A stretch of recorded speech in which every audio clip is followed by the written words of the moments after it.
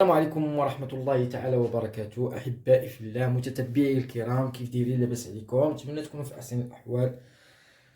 جيتكم اليوم بوصفة جديدة اللي هي عبارة عن دجاج معمر، دجاج بطبوط. غادي نعمروه بالدجاج إن شاء الله.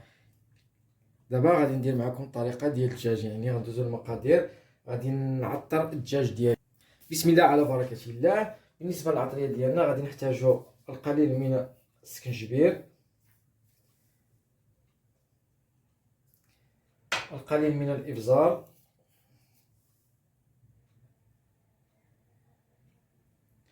القليل من الكمون،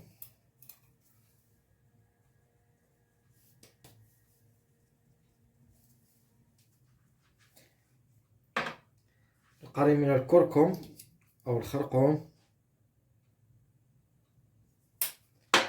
قليل من الملح، من الثوم، ثوم بودر، سمول. دائما الأعشاب المنسمة كتعطي واحد المذاق زوين. قليل من الملح على حسب الذوق. شالوت، بصل مجفف، المهم هذا كيبقى اختياري. قليل متوفر متوفرش، ممكن الا كان عندكم البصل بودر، ما كاينش نستغناو عليه. والقليل من الزعتر كيعطي واحد اللحنه زوينه. وغادي نضيفو عليهم دانون مسوس او ياغورت مسوس او الجبن مسوس، 0 بورسيون. غادي نضيفو تقريبا نص العلبه ديالنا. وغادي نحركو المكونات ديالنا كاملين، نمزجو مع بعضياتهم على هذا الشكل هذا كما كتشاهدوا معايا الاخوان.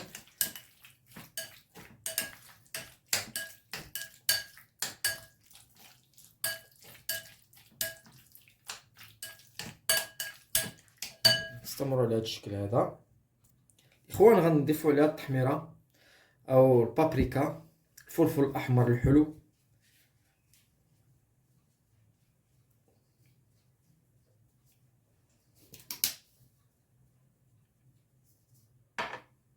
ونمزجوا المكونات مع بعضياتهم.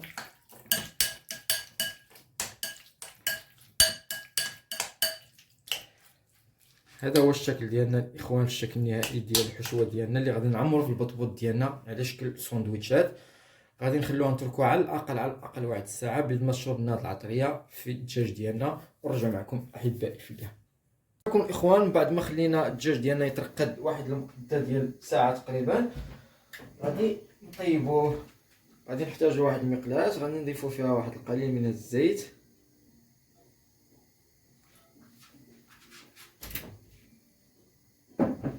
وغادي نضيفو عليها الدجاج ديالنا بعد ما خليناه واحد المده على الاقل واحد الساعه. كما كتشاهدوا معايا هذا هو الدجاج ديالنا كيجي على هذا الشكل هذا.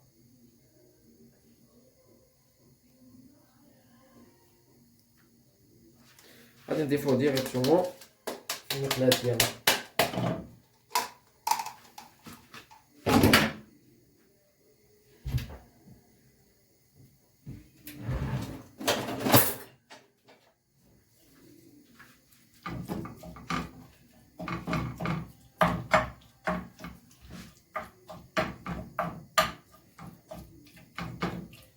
غادي نتركوه فوق البوطه ديالنا على ما نهار تكون ما مرتفعه ما قليله، يطيب على خاطرو. وغادي نرجعو معكم الاخوان بعد ما يطيب الدجاج ديالنا. احبائي في الله، بعد ما طاب لينا الدجاج ديالنا كيجي على هذا الشكل هذا كما كتشاهدوا معايا. غادي نعمروه في البطبوط ديالنا اللي ديجا طيبناه معكم. غادي نحتاجو الخس، سلطه. عندي هنا واحد مطيشه مقطعه دوائر على هذا الشكل هذا، وعندي واحد البصيله،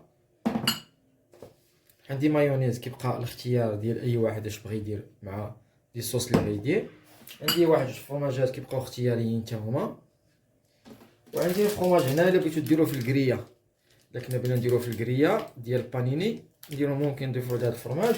سينو اللي مكانش بغا يديرو في الكريه راه ما غادي، المهم كيبقى الاختيار ديالكم. غادي نعمر معكم واحده اخوان الاخوات، نشوفو الفرماجه ديالنا.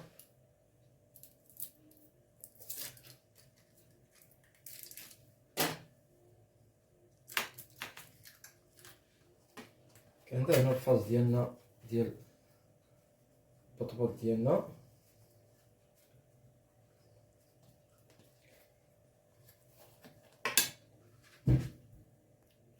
غادي نضيفو فيه اخوان الحار، وهذا كيبقى اختياري. بحال الهريسه عندي فيها الثومه، يعني صا ديبون، كاين اللي كيبغي الحار كاين اللي مكيبغيش الحار. ابخي غنضيفو فيها شويه الخس او الصلاد، مطيشه، طوماط، طوميطيش، بندوره،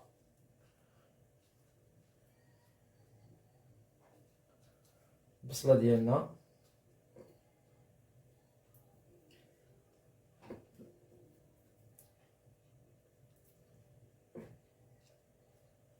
ونضيفو الدجاج ديالنا.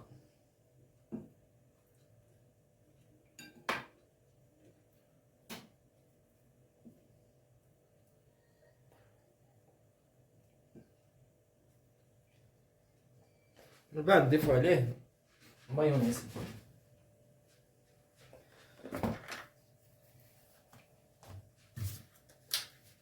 ودي الصوص كيبقى اختيار كل واش كيبغي يدير، قليل من المايونيز.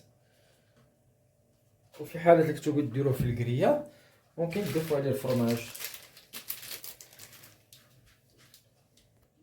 بعد اخوان غنضيفوا عليه الفرماج ديالنا الشيدر او فرماج روج كاري ديال الساندويتشات. وهذا هو الساندويتش ديالنا الاخوان الاخوات، كيجي على هذا الشكل هذا. من بعد غادي نديروه في الكريه ديالنا، واللي بغا يديرو في الكريه راه يديروه، مبغاش يديرو راه ممكن يستغنى على الكريه. كما كتشاهدوا معايا بالنسبه لي الساندويتش ديالنا كيجيو على هذا الشكل هذا. هذا هو الشكل النهائي ديال الساندويتش ديالنا بعد ما كنديروه في الكريات. ممكن ديروه في الكريات، ممكن تستغنوا على الكريات، كيبقى اختياري. اللي بغيتو يجيكم مقرمل واحد شويه. هذا هو الساندويتش اخوان اخوات، تمنينا الاعجاب ديالكم، وشكرا على التتبع ديالكم، وشكرا على الدعم ديالكم في وصفه قادمه ان شاء الله. والسلام عليكم ورحمه الله. صحه فطوركم اخوان. غادي نقدم معكم واحد العصير خفيف ظريف ومزروب وما كياخذش الوقت بزاف. غادي نقدم معكم اناناس مع الفريز. ديجا عندي القان اناناس، ها هو ديجا مقطعو، كديروه في الكونجيلاتور. ناخذ واحد المرصوات ديال الاناناس،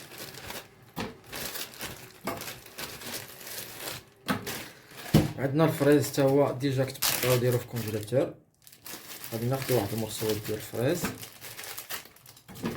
الفريز مع الاناناس الحلاوه مع الحموضيه كيطلق واحد البنه يا سلام. نتمنى تجربوه، كيجي زوين وبنين. غادي نضيفو عليه الجي دورونج ديالنا. انا عندي قرعه ديال الجي دورونج هادي، الا كان الليمون عادي من الاحسن، بيكون كلشي طبيعي. غنضيفو واحد المقدار ديال الليمون، وكندورو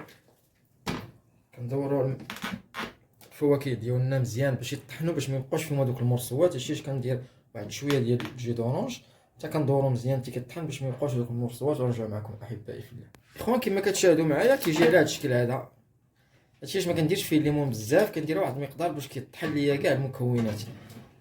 كما كتشاهدوا معايا غادي نضيف عليه واحد القليل من السكر، القليل جدا، وهذا كيبقى اختياري غير باش يحيد لنا ديك المروريه.